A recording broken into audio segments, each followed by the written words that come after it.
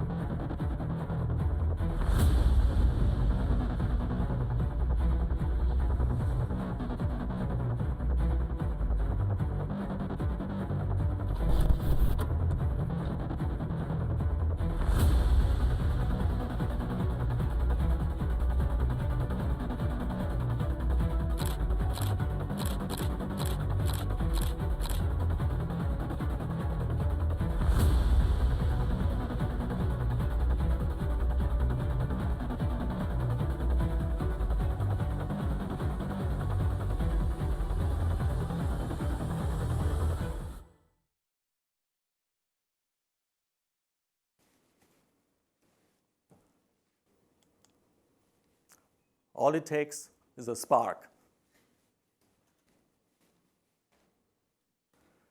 to go from darkness to light, from a thought to an insight, from an insight to a breakthrough, from the earth to the moon, from our world into the universe. We say, when people connect, sparks arise.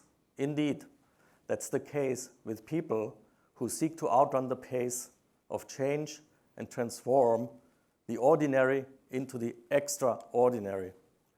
We at Infinigate believe in this power. It's the power of human connection. As Infinigate, we are driven by this power with a common intent. And that intent is expressed by our motto, our rallying cry: we are here to spark your growth.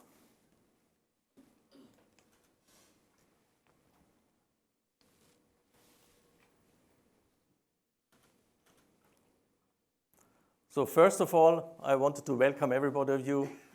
It's great to have you all here, our partners from the vendor side, from reseller side, also a lot from the press, obviously. It's great to have you here, and as Justin put it, it's really amazing that with all those different events, that we have been able to get so many people together. So we really appreciate that. It's for us a real special event. I also wanted to particularly say thank you to Juniper and Cybereason, obviously helping us for that event.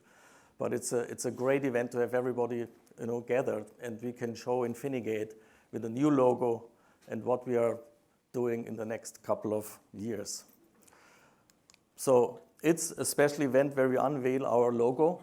That's the new one, as you can see. It's quite different from the old one.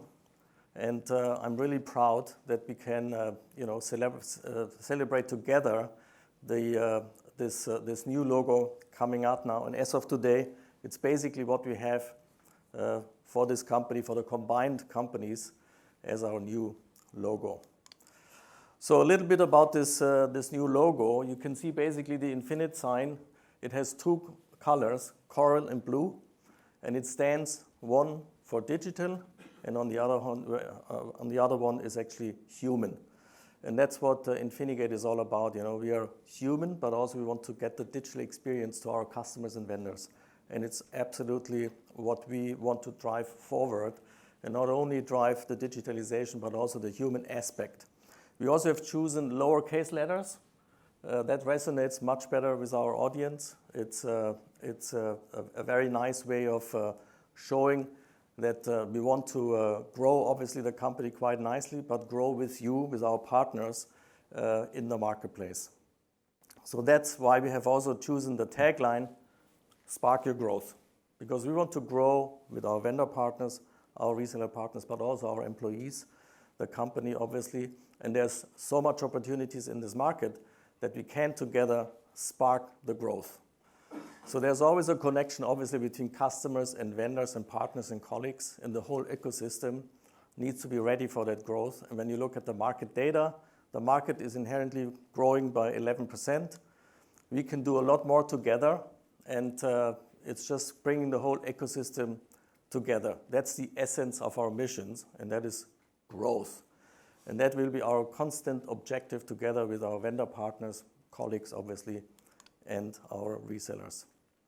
So more details about our company growth I will show basically in a couple of minutes, where I basically show you also where we are today in terms of size of the company, but also where we want to go. So we have basically now started to create a completely new brand identity, and our core philosophy is really connecting people. And that's in distribution, I think, indisputable. We bring people together, but Infinigate wants to do that much more with the human aspect on top of the digitalization of our business. So we basically brought together now with Infinigate 4 great companies. You've seen the names, Nuvias, Vusion, Infinigate, obviously, and Starlink. So those 4 companies will be one entity in the sense of we're using the Infinigate name as of today. For some, it will be coming in a little bit later, but that's the practical name for us for the future. And that is basically what this company represents: growth, one unity, one name, one Spark Your Growth at the end. So as I said, we have this dual approach, and we want to offer basically a digital side of the business, but also the human side of the business, because connection is what it's all about. Okay, again, a closer look to the logo itself. You see basically the dual tonality in this. There's many aspects. The blue and the coral, that basically stands, as I said, for the digital world and the human sphere, and the infinity symbol, which basically should show, that we have infinite possibilities with this company to grow in the next years together quite heavily. So also there are a couple of loops, in this coral and in the blue, and in the middle, that's basically the meeting point, which is dark blue. Sometimes I think it's black, but it's dark blue, I've been told. So that's the meeting point, between the coral and the blue. Good. Okay, so the lower letter cases, they show basically our openness and approachability. That's basically comes along with the lower letter case. And it also, it's a result of combining the best of all companies together. Some of the companies we have been putting together in Infinigate, they used upper cases, some lower cases. At the end, we decided to go for the lower cases because we think it shows really the openness and the approachability of the company. Then also the font we have been particularly picking out for the letters, the round shapes, the vertical lines, and all of that, reminds a little bit about the binary code. And we have also a couple of gates within the letters, which should also show basically our growth ambition. So everything in this logo and in this design was made deliberately and intentionally to point out Spark Your Growth. Thank you.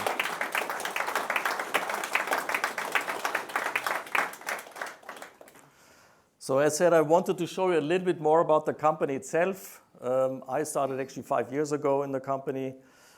Back then the company was 300 million roughly revenue, and we were in 7 countries. So we've been growing quite significantly, obviously. The company is a lot older than I'm in the company. It's founded in 1996. There's a lot of experience in this company, obviously, and we focus quite quickly, and I'll show that later in the history of the company, on cybersecurity. We have lots of technical people in the company. That's also very important. As I said, I mean, we have this human touch and the digitalization, but it's in this specific cybersecurity environment, you need a lot of knowledge to sell products. Also, we have been growing quite significantly since the inception of the company, always 25%, which is quite spectacular, I must say. In the meantime, we are over 1,200 people in 30 offices, doing business in 50 countries. And we will probably hit this year the 2.6 billion revenue, which is quite spectacular overall. So a bit of the history of the company. So as I said, it was founded in 1996. Small revenue, it was around the first phases of the internet. The founder's name is David Martinez, for those who know him. He basically started this company up. Then we got into the next phase in 2005, and that's called specialization. And at that point, the company decided to focus on cybersecurity completely. And I think it was a very smart decision because cybersecurity is an ever-growing area. And in this area, you need to be specialized. You cannot be broad and just sell cyber on the side. It's so specific. It requires a lot of knowledge. That's why we have half of our people with a technical background. And that's why it was a very smart decision to actually go into the specialization. And all the other companies we have been teaming up, did the same decision. They took the decision at some point in time to really focus on cybersecurity, be it Nuvias or Starlink. Everybody focused on cyber security. Then we had a phase of evolution where we grew really drastically. And also we basically branched out into more countries. The company was started up in Germany and Switzerland at the same time, headquarters in Switzerland. And after the evolution phase, we basically now we get into the expansion phase, which we are currently experiencing. And our last year's result was 2.2 billion. We acquired a couple of companies, but we also continue to having an organic growth of 25%, which is really nice in this environment. It's double the market rate. And now obviously we want to scale up the company, really gaining relevancy in the market. I think it's very important. For the vendor side, obviously, we want to represent as many countries as possible and we can cover 100 countries today, theoretically, including the whole of Africa. We could be doing business in 100 countries. So that's quite spectacular. And also for our resellers, obviously, we want to have a great portfolio with the best vendors in the cybersecurity space. And that is going to drive the expansion and now the scale. So the target is 2027, 5 billion, but it's not about the number. It's about participating in a marketplace where we can provide the best service to our partners. So I also wanted to emphasize again that we are really on this cybersecurity part. That's where we focus and continue to focus. We will not go left and right with other stuff. We will provide you the best service, obviously, in that area. We also include here secure cloud and secure networks. That's part of the security setup. And for us, it makes a lot of sense to add security-relevant areas when it really makes sense in terms of is it additional solutions around secure solutions overall. So our focus remains on security. Okay. Now the clicker doesn't work. Can somebody move a slide? Is that possible? Here we go. Okay, that was it. I hope you enjoyed the presentation. Spark your growth. That is what we want to have. And you've seen how the company has been evolving. And obviously we have big plans together with you guys to move forward. Thank you very much.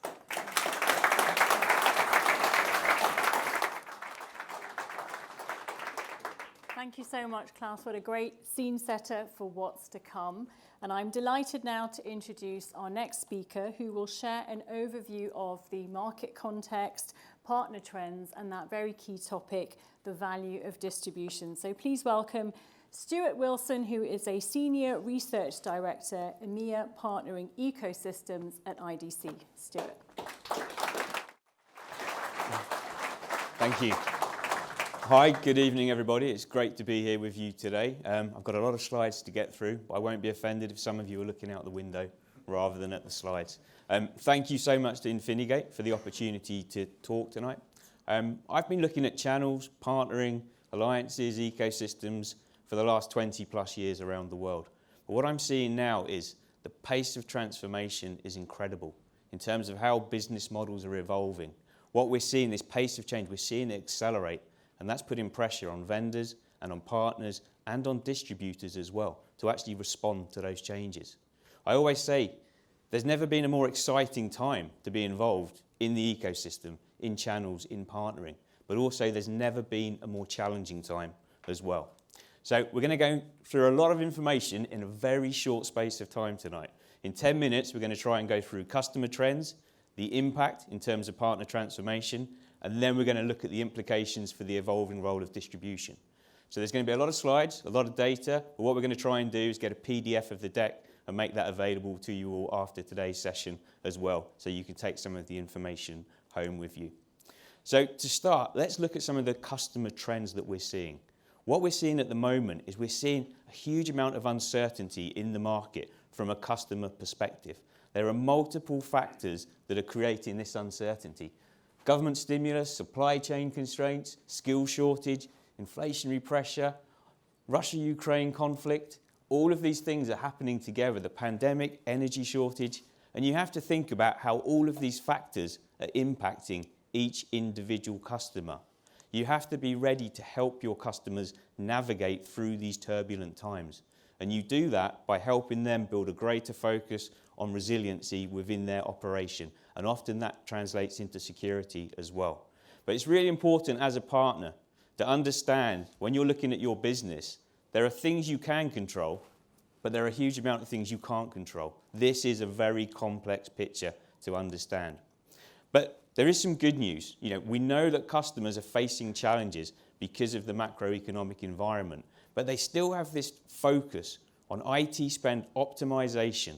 They're looking for resilience and flexibility, and they're looking for measurable outcomes as well. So what we're actually seeing is that more and more customers are looking to leverage technology platforms to build a more resilient business.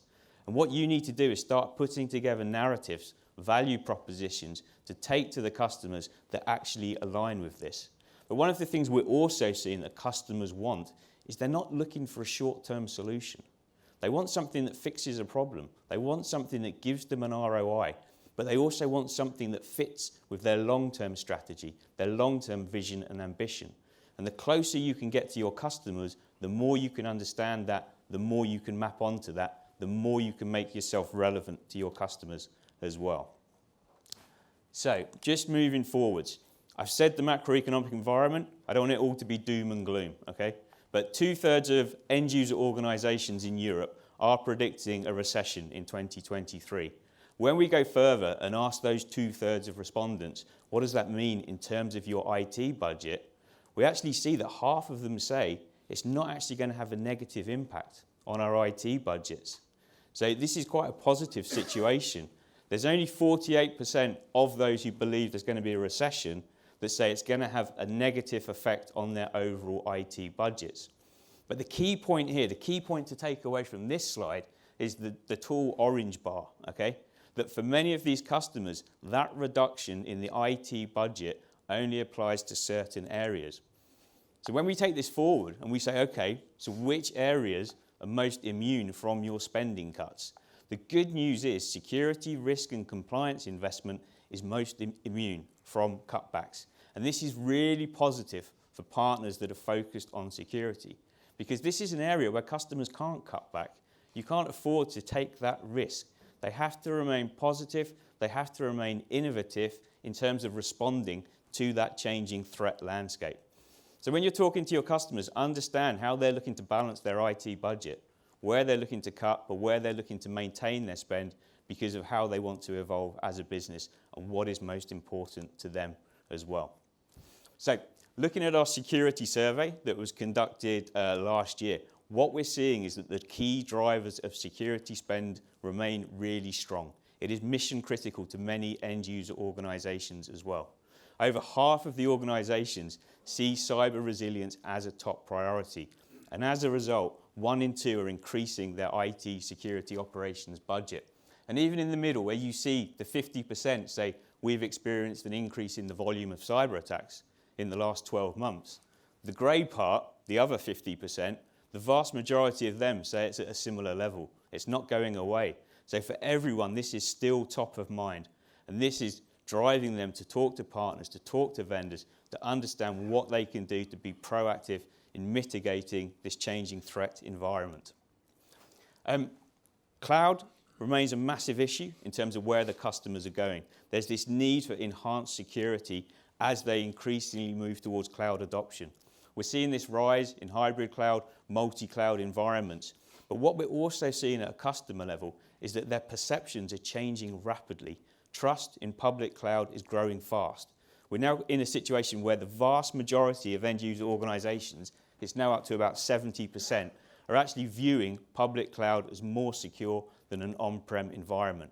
And it's really vital for partners to understand how customers are thinking about security across their entire technology estate, across their entire technology stack, on-prem and in the cloud.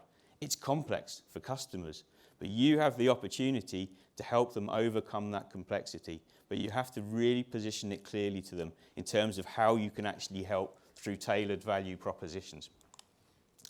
So just moving forward, how partners position themselves from a security perspective is becoming vitally important.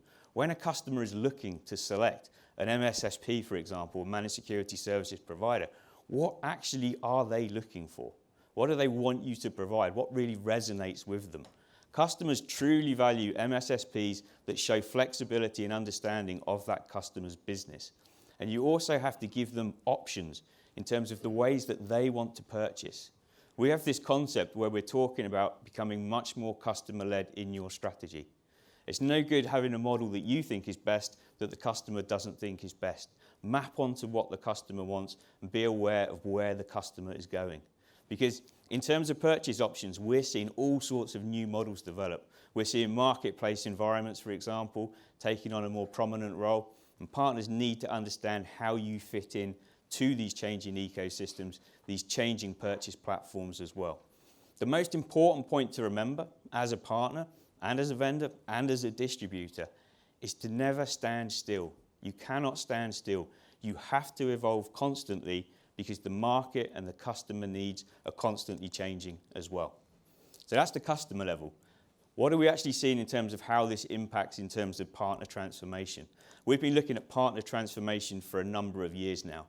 We know that this need for partner transformation is constant. You have to be constantly evolving, constantly changing. And when we try and simplify it, when we kind of think, what are the key themes that are driving this? We think that this process of digital transformation that's happening at a customer level is leading to those changing customer demands that is then creating the need for these new partner business models. You have to react to the customer changes. You have to be more customer-led. Because digital transformation, a lot of this is being driven by adoption of cloud, the new as-a-service possibilities, and they're changing customer expectations. Not just of what they buy, but how they buy it, how they consume it, how you help them optimize it and make sure they're getting a real return on investment from what they're actually spending on. Moving to our partner survey that we did in 2022, when we actually asked partners where they're focusing in terms of their own services capabilities, of all the partners offering services in EMEA, half of them now say we are offering security services. It's becoming much more important in terms of the overall activity mix of more and more partners. What we're also seeing is partners are heavily recruiting in specific areas to get that expertise into their organization. Because these specific security skills that are in high demand, customers can't fill those places in their own organization. They can't get that headcount. So increasingly they're turning to partners for that expertise. You have an opportunity to provide that expertise into the customers. And again here, distribution has a role in terms of giving the partners the expertise to take into the customer environment. It is that ecosystem model. As the security needs become more complex, customers are showing a greater propensity to turn to partners to actually make sure that they're moving forwards in the right way in terms of their security. This one is quite a complex slide, but this is the way we're thinking now about ecosystem models. What we're seeing is, in the past, one partner could take on all these roles. They could influence the customer, manage the transaction, manage the consumption, and then optimize the solution. What we're now seeing is these areas are detaching in ecosystems. Multiple partners are playing different roles to serve the same customer at different points in that customer journey. There are partners out there that want to influence, but they don't want the transaction or consumption revenues. That's done by someone else. And you have to start thinking in this way. This new complex ecosystem model creates real challenges, but also real opportunities for partners and distributors. What are you going to focus on? What is your role? How are you going to be the best at that? How are you going to work with other partners to complete the solution, to complete the offering for the customers? So, on to the main bit, the evolution of distribution and why it's still incredibly valuable in this changing market. What we've seen happening at customer level and what we've seen in terms of partner transformation is having implications in terms of the evolution of distribution. Our view at IDC is that the value of distribution is increasing, but that value is becoming attached to different activities and roles. I make no apologies for the simplicity of this slide. It has to be reiterated again and again. Distribution is performing a really important aggregation role, aggregation across multiple vendors, bringing them together into solutions, integration, but also a dissemination function. And this is happening both upstream to the vendors they represent and downstream to the partners as well. And this is providing real value. Distribution remains that glue that is enabling the ecosystem, enabling these multi-vendor, multi-partner approaches as well. What vendors and partners want from distribution becomes a very long and complex list. Distributors are deciding where they want to play and what makes sense to them from a financial business perspective. But when you look at this list of distributor services, you have to think about it in the context of the advantages for partners, but also for vendors. And how this list maps onto the needs of each partner is different. It has to be individualized. It has to be individualized onto the need of a vendor as well. Where is that vendor in their life cycle? How a distributor works with a relatively young vendor is very different to how they work with a mature vendor. But distribution's role is to bring efficiency to models and reduce complexity. And for partners leaning on distribution, taking advantage of that scale, that expertise enables you to accelerate your own innovation and remain more relevant to your customers as well. We increasingly think that the future of distribution is ecosystem-centric. It's all about that ecosystem, bringing it together. And it's also platform-led. We're seeing more and more distributor initiatives around marketplaces as well. But it's also data-driven. Distributors have access to a huge amount of data from the partners they serve that can give them the ability to unlock cross-selling, upselling opportunities for partners. And more and more, distributors are taking that data and feeding that to partners to show them where to go to help them evolve as well. The shift from channels to ecosystems really involves increased complexity. But we're now moving to a situation where distributors can put this all together in a way that makes sense. The key point I want to leave you with, 10 minutes went really quickly there, I have to say, is these 5 things to focus on. But remember this, distributors you work with, you will work with Infinigate. Infinigate is invested in your success because your success is their success, okay? And IDC believes that success for partners is now based on these 5 core elements. But key to this is creating and evolving your own value proposition as a partner. Security is a buoyant segment, but it's only if you remain relevant and create strong and durable customer relationships. You have to remain relevant, you have to evolve with the customer. Never stand still. That's the key takeaway from this presentation. Thank you very much.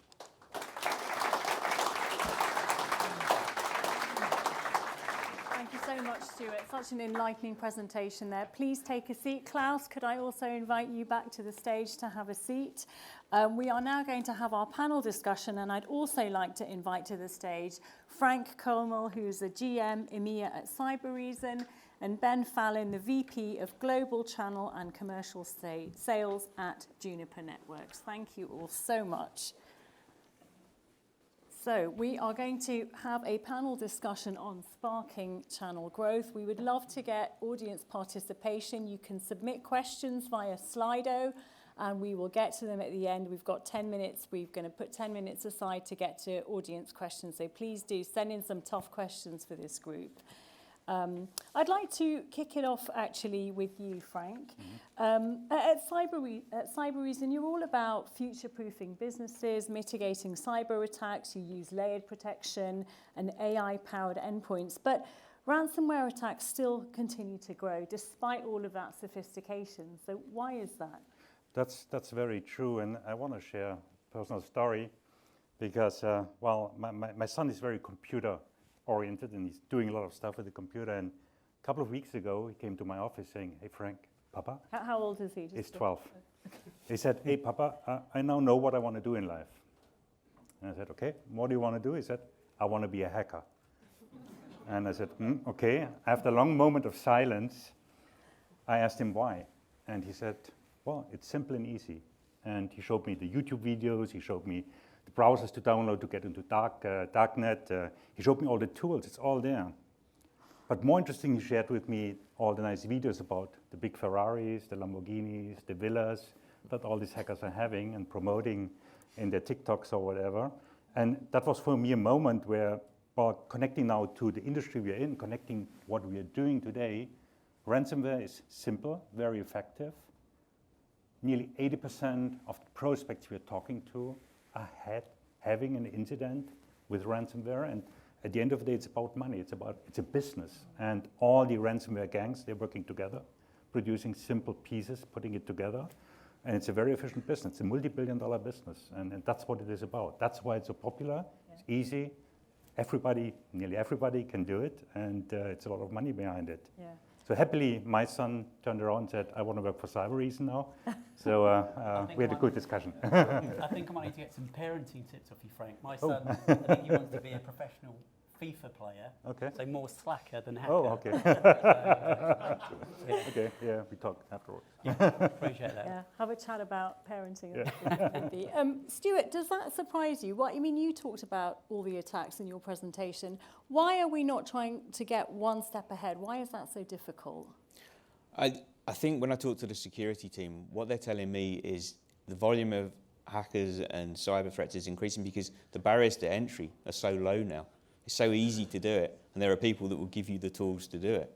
They're talking about how generative AI can actually be used by hackers. Yeah. So there's this constant battle, and it's almost, if you're a hacker, you only have to get through and get a ransom once or twice. Yeah. It's a very difficult situation, and it's going to be a constant battle on both sides, I think. Klaus, any thoughts on that? Yeah, I think there are just more and more devices out there as well.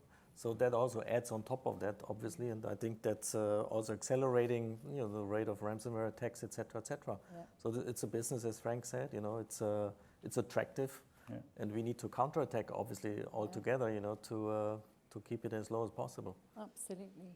Ben, if I come to you, Juniper Networks, actually, they reported Q1 results yesterday, really strong results, but there was some reference to continued supply challenges from your CEO.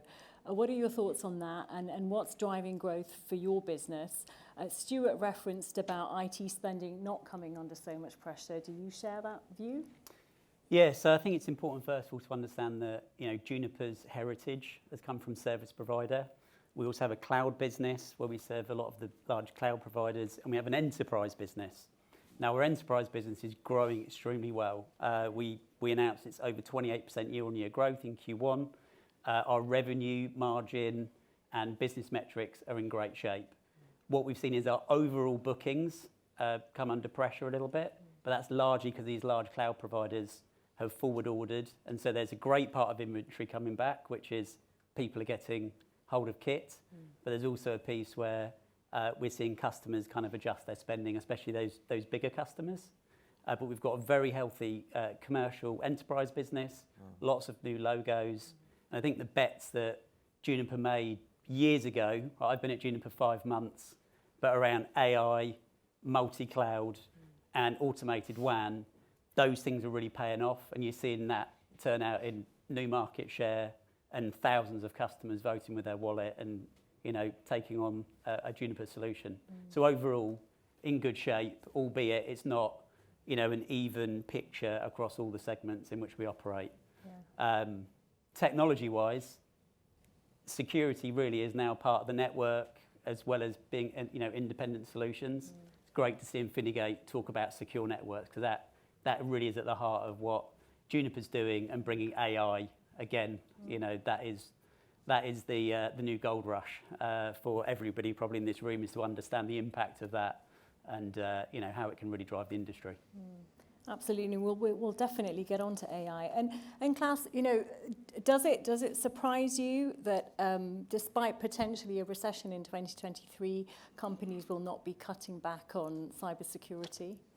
Not at all. I think it's a necessity in the meantime, and it also goes broad into the small and medium businesses. And that's where we see actually the biggest growth coming from right now.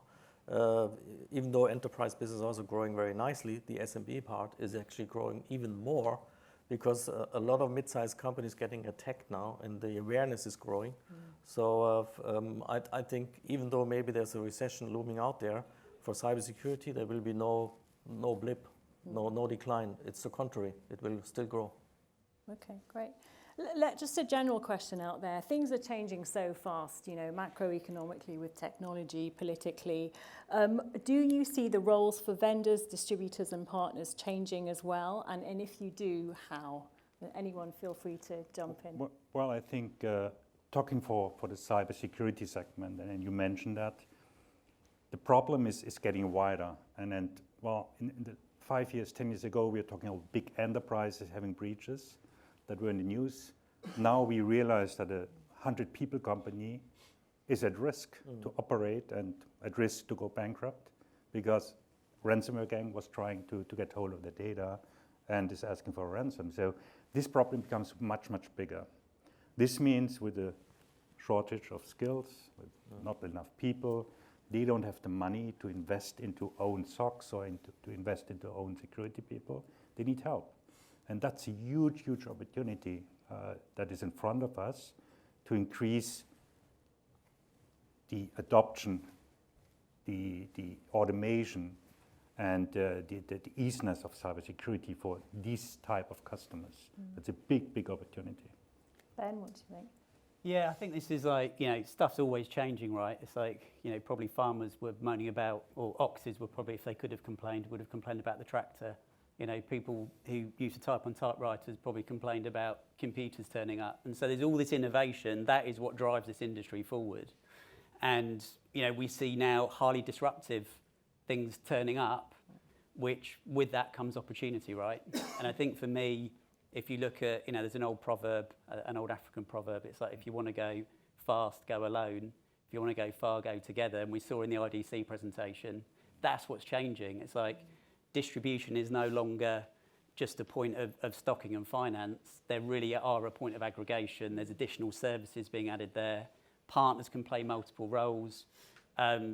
This power of people working together is at the heart of all that change. Even if you look at technology now, everybody's integrating with everybody. You know, every week, every vendor is talking about another vendor that they've integrated their solution with. So this is everywhere now. If people aren't on board with that, then they're probably going to miss out on the next wave of what's going to transform the industry. Do you think that's the future, Klaus? No, absolutely. I think the complexity obviously is increasing. For us, it's actually good. And distribution has this aggregation function. I always call it a gearbox. We're a gearbox in between, you know, our vendor partners and the marketplace. And what I see is that digitalization is really also driving the business model, but at the same time we need to stay human, as I said in my presentation. We invest a lot of money into the digitalization because that actually makes things easier to operate. It's certainly more efficient, but at the other hand, we need to have people really bring things together, solutions together at the end. But digitalization will be a big part of our investments in the next couple of years for sure. Stuart, your thoughts? Yeah, I think it's very easy to sort of look at the growth in overall security spending, and the danger is that everyone thinks that will apply equally to their business, but it's not shared out equally. You have to be looking for efficiencies, you have to be looking for innovation, because within the partner community, even if the overall market is growing, there will be winners and losers, depending on how you're adapting and how you're evolving to the changes that we're seeing in ecosystem business models, to how customers want to purchase and consume and optimize. So you have to be moving constantly and evolving. Yeah, I agree. To add to that, I think what distribution needs to do is they need to offer a digital experience to the customer, so the customer can actually purchase in any fashion the product they want to purchase. Are they not doing that enough now? Today, I would say no, because a lot of people talk about marketplaces, but a marketplace is a place you offer products, but you're not selling. So the value add of distributors needs to be digitalized. So there's a digital experience for the customer when they purchase the product, and it needs to have the value add element in there as well. And that's the big trend, I would say, in distribution, that we need to turn around this model into digital model with value add and the human factor on top of it. And what's limiting that so far? Why hasn't that happened? It's a bit of technology, because it's very complex. You know, we have 160 vendor partners. Everybody has a different approach. You know, to put that into this gearbox, that's quite challenging. But we are getting there over time. And whenever you have 160 go-to-market models, and you need to put that into one digital world, it takes a bit of time. But step by step, it will happen. And the customers will also, you know, demand from us that they want to have a digital way of purchasing products. Yeah. And also at the same time, experiencing a value add when they go digital. Yeah, yeah. Stuart, Frank and Ben talked about the importance of integration and collaboration. Are you seeing a lot more collaboration in the sector now? Yeah, absolutely. We talk a lot about partner-to-partner collaboration within the ecosystem, understanding what you're good at, what someone else is good at, putting it together. And quite often it's who has the relationship with the customer, still leads with the customer, but behind the scenes, they can put these various skills together to create a solution. And customers are becoming more comfortable with that than they used to be. They want that almost best-of-breed approach from different partners working together to build the solution. But when we're thinking about the ecosystem, we're thinking about the vendor role, the distributor role. It's all about the maximum utilization of the resources and skills available in that ecosystem. You don't want partners out there with spare capacity in a high demand skill. They need to be plugged into the ecosystem so that other partners that don't have that skill can access that resource as well. Because we know there's a skill shortage, but the strong ecosystem models really do allow and enable that maximum utilization of resources from all participants in the ecosystem. You want to add anything to that, Klaus? Do you agree with that? Yeah, no, I'm also a big believer in data-driven services, you know, and I think that's what you alluded to also in your presentation. On top of that, distribution has a lot of data, and that can actually help to identify future business opportunities by just putting the right analysis out of that data. And that also helps driving the business moving forward, collaborating with the vendor partners and the reseller partners to get more out of the existing knowledge and data. I mean, talking about resellers, do you think life is getting tougher for resellers, or is it just part of the ever-changing environment? Well, I think I'm seeing that out of the view of an end user, because an end user has a problem. He has to differentiate between hundreds of solutions. He has maybe incidents, maybe breaches. He has pressure from the CEO, has pressure from the CFO, get budgets down, get more let's say, secure networks. So he has is in a dilemma. And I believe our obligation together as an ecosystem is to make it easy for end users to consume cyber security. When I say consume cyber security, I mean a lot. Cybersecurity is not a product anymore. Cybersecurity is today more or less a service, and it adds up through different building blocks. And when I look here around the room, I know a couple of you working with you in the past and today, and well, you have different strengths. And what the gentleman from IDC was saying, combining them would be a great asset to make it easier for the end user, make it more impactful, and help to create somehow a bit more secure, a better world for all the enterprises out there. I think that's a big task in front of us, because that's the moment where we reduce complexity. But this is the moment where we can stick together and basically build a business on that and cooperate together. I dream of a cyber marketplace where you trade all the services automatically. So incident response, I can do that. He's selling the product. Next one is doing the MSSP. And they're combining their service to one end user offering. And that's been fully automated to consume it easy. That's where I would love to get to very short term, because that's how we help our customers. That's how we help the enterprises to become more successful against cyber attacks. You seem to agree as well, Ben. Yeah, I kind of look at this and go, well, one, this room that we've got here could probably tell us if it's harder or not. So it'd be great to hear about that afterwards. But certainly from my perspective, I think what's harder is there's so many options now. There's so many choices that you have to make. There's so much technology. As soon as something's hot, it looks like everyone's got it, right? AI just appears on everything now. We have this differentiation around AI on our networking products, but what's on the slide versus what's in the product and what's in production and the value you get out of it, that's why we always encourage our customers to try it, do a proof of concept. And then I think that has got to be part of that decision process for partners, because it is hard to choose. It's definitely a bit harder in the market. We're having to work harder for every deal. We are in this fortunate position where we have high validation of a great solution. Analysts, everyone going, wow, you've really kind of have to work nailed something here. Yeah. But also, it's still hard, but we're low share, so we can go and grab share, but we've got to go and create wallet, not just capture wallet. Yeah. I want to give you one little story, just to try and make it a little bit fun. Is right? it about your son? It's not about my son. It's about an emu, right? Just to make it a little bit different. So in the 1950s, Texan farmers all of a sudden had this rush on emus, because they were like, they've got leaner meat, you can get more emus per square meter or yard, whatever they measure in the US. And so there was this rush on emus, and all these farmers went out and bought emus, and they could make moisturizer out of stuff and feather jackets and all sorts of stuff. The reality is I don't know how many people have had an emu burger in America, but probably not very many.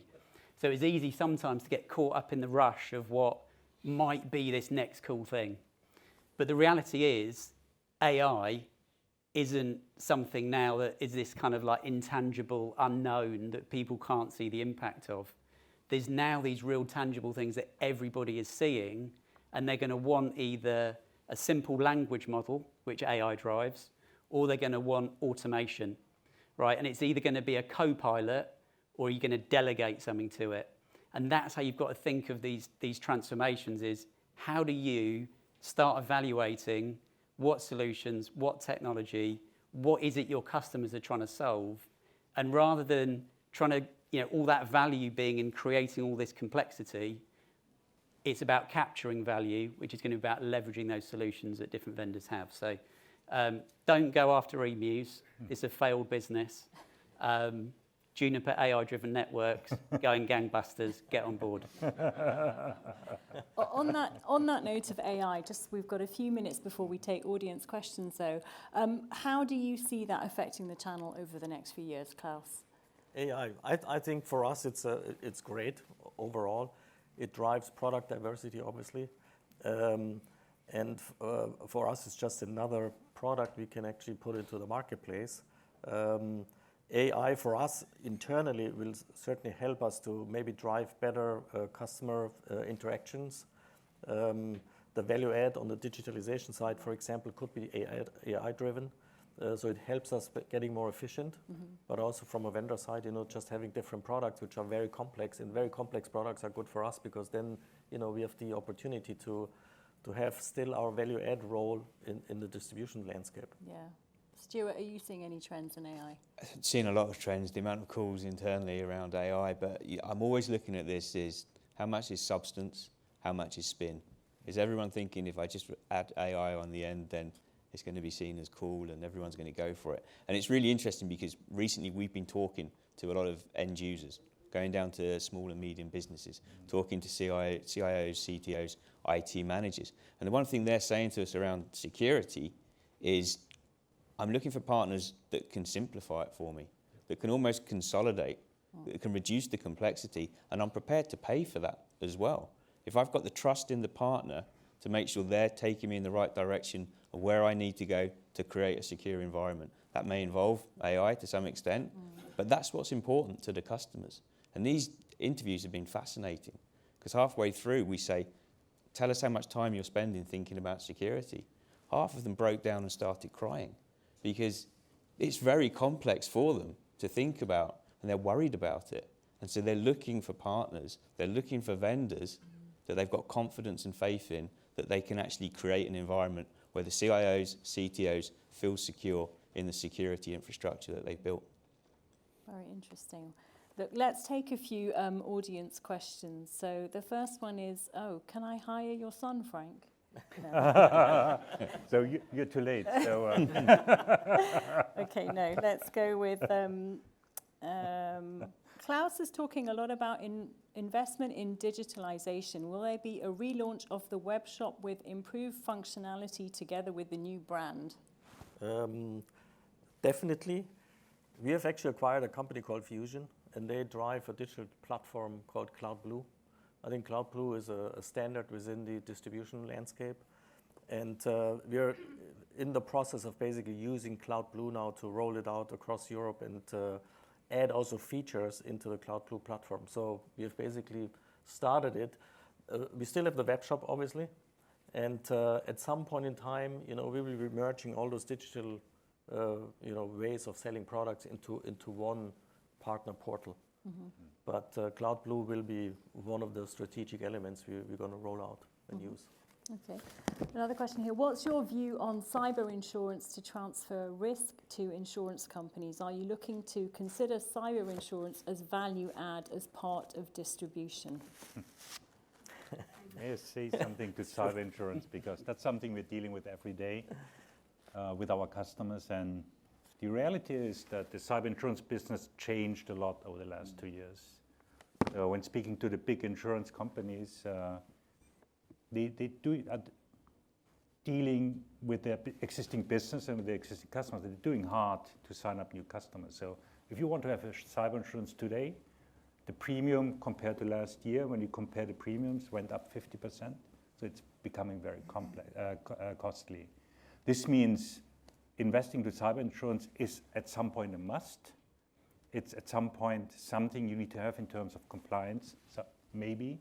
But what we see is that the prevention and the mechanisms to detect cyber attacks and to respond to, the automation and all the tools behind it are having a strong increase, especially in the businesses that are not the top 10, 15 large enterprises, businesses that are 1,000, 2,000, 3,000 employees big. We see a huge change from becoming more on the prevention side, trying to avoid these things, and trying to avoid bigger costs on the cyber insurance. Yeah, I think I read an article that it seemed like a lot of the providers were actually trying to get out of that market. Yes. So might be a tough one for distribution to want to pick up. We have talked to insurance companies, and we basically figured out it's just too complex. Yes. Yeah. It's unmanageable for us. Yeah. Someone said to me there's two types of companies, those that have been breached and those that don't know they've been breached. So, yeah, it's a tough market. Yeah. In all seriousness, this is a question. What about hiring ethical hackers, good or bad? Stuart? I always ask this question. I always ask this question to our security team. I say, are the security vendors somehow also not funding, but looking to employ people to see those vulnerabilities, and how do you stop that information then going out into the market to enable the hackers? But it's going to be a constant battle on both sides, because the threat landscape is constantly changing and evolving. It's not a static situation, and that will only continue. It's only going to get more complex and more challenging to stay one step ahead. But that's why it becomes more essential that customers have the solutions, the infrastructure, the partners in place to enable them to respond quickly to that evolving threat landscape. I mean, what we see in our customer base is that there's a lot of engagement around evaluating what could happen if something is happening, and part of that is red teaming. So we at Cybereason, we do very actively blue teaming, so we help the customer to understand the gaps and to defend better.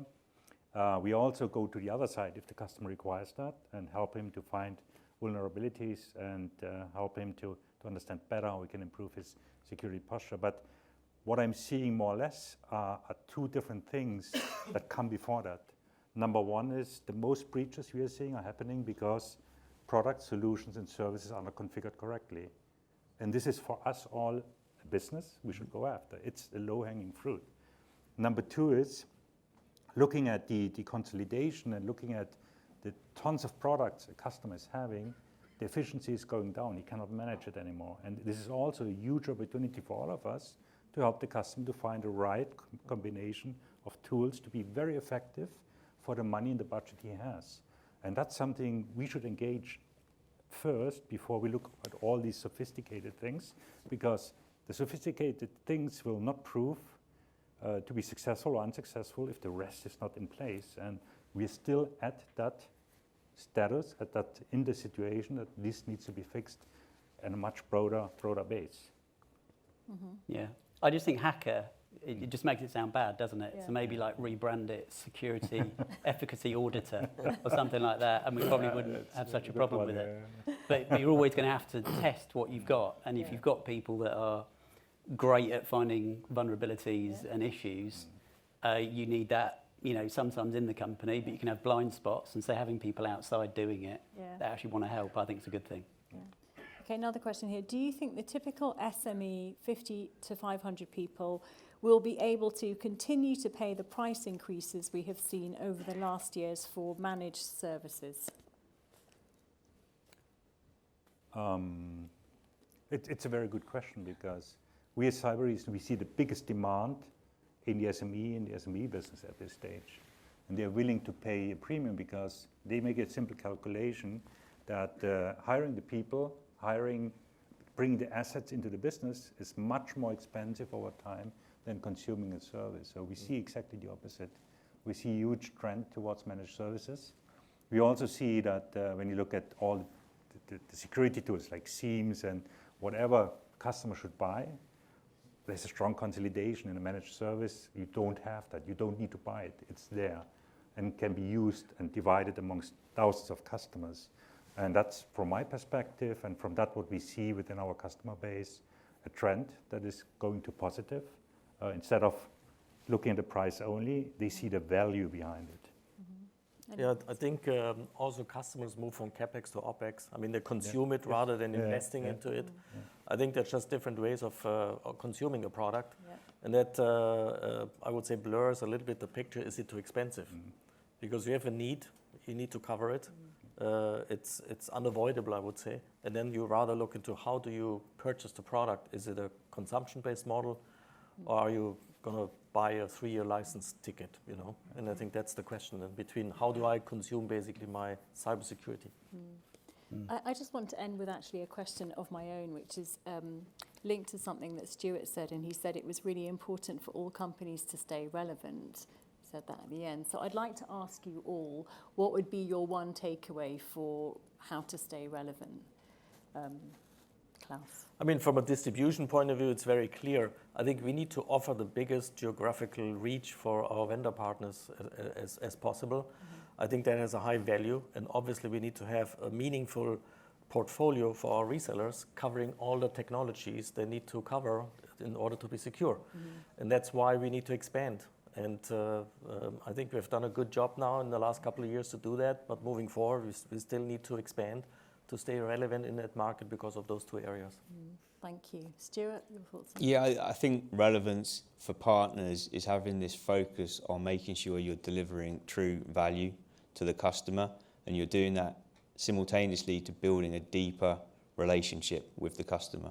So your engagement with the customer moves from short-term to a long-term continuous engagement where you become a trusted partner. That's how you remain highly relevant to those customers. Thank you. Frank? Yeah, I wanted to say something similar, like understanding the pain points of a customer very specific and very detailed to bring or to develop the right solutions to solve these issues. And I realize more and more, because we're going very wide now in terms of how we approach, which customers we're approaching, that consumption, simplification, automation is key. And that's the trend that I see moving forward in cybersecurity, helping to adopt new solutions, to adopt better solutions at enterprises. That is the trend that is here. Thank you. Ben? For me, it's like create value, capture value. Do not be afraid. Do not try and resist the power that AI tools bring to your business across all functions. I think for me, it's like, do not mistake if AI can help you create value faster and you can drive more productivity and innovation at a faster clip, that allows you to capture value in a much more efficient and productive way. So I think we've got to keep disrupting ourselves and not resist that change, because I think that's one that if we try and build a moat around the old way, there'll be others that come and eat everyone's lunch for them. Yeah, absolutely. I'm afraid we have run out of time, but thank you very much to this fabulous panel, Ben, Frank, Stuart and Klaus.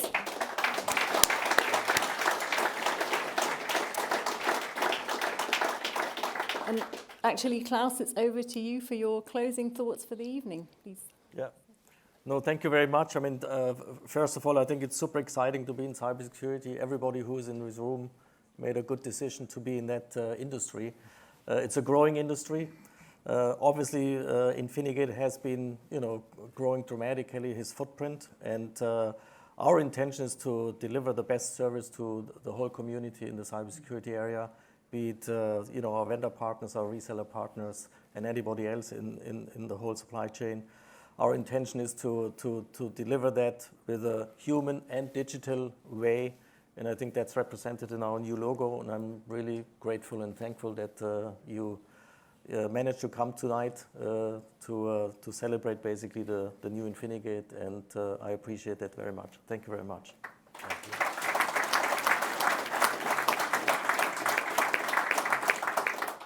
Thank you to you, Klaus. Thank you to all of you for coming and hearing all of Infinigate's exciting news and for being part of this conversation and for making it such a great evening. And really just from all of us to wish you a great evening. Thank you so much.